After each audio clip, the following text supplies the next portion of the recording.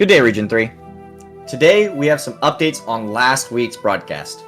We're going to be starting off with the introductions of the houses. Finally, they're here. I'm standing in my home, which is currently a Tier 6 house, and it's looking good.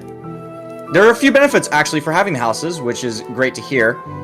One being it adds a very, very small amount of daily settlement income.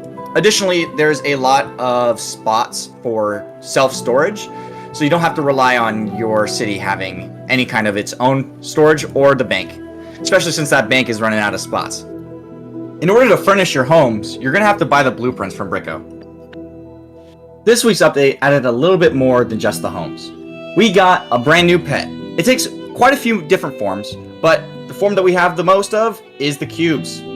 They come in quite a variety of colors. They seem to tend to formulate around the tiers of the ore that we see in-game.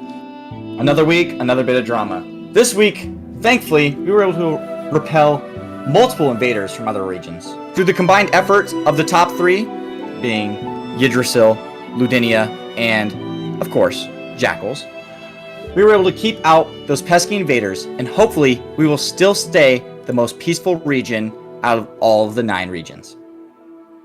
Additionally, Port Jackal has joined Ludens as a Tier 6 settlement. We finally got there, and now Ludens won't have the Tier 6 monopoly. Let's go, guys. Recently, there's been an influx of Rathium tier tools. Both Epic and Legendary have been seen on the market. As more towns get closer to Tier 6, we're starting to see a whole lot more Tier 6 related items. Now, we cut to an interview with Astos, Region 3's prophet.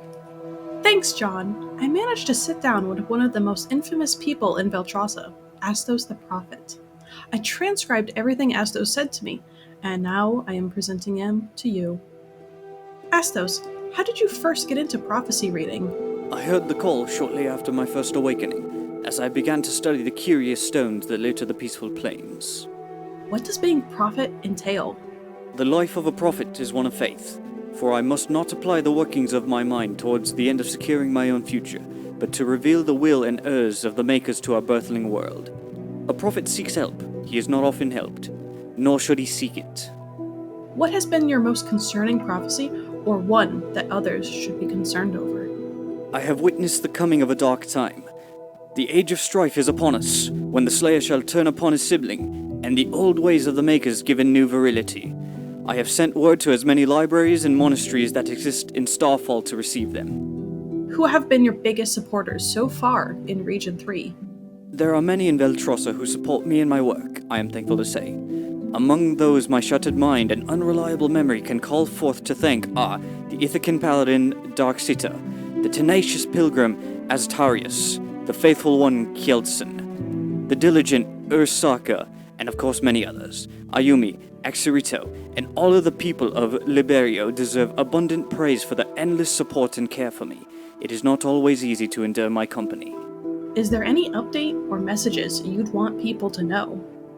I would like the people of Veltrassa to remember the fellowship we all enjoy now, for this is what shall quell the fires of conflict in the future. We stand together, or not at all. And Astos, any final remarks before we end this interview? The makers are not watching, but your fellow automata are. Thank you, Astos. That concludes this news story and exclusive interview. Please let us know who you would like to be interviewed next.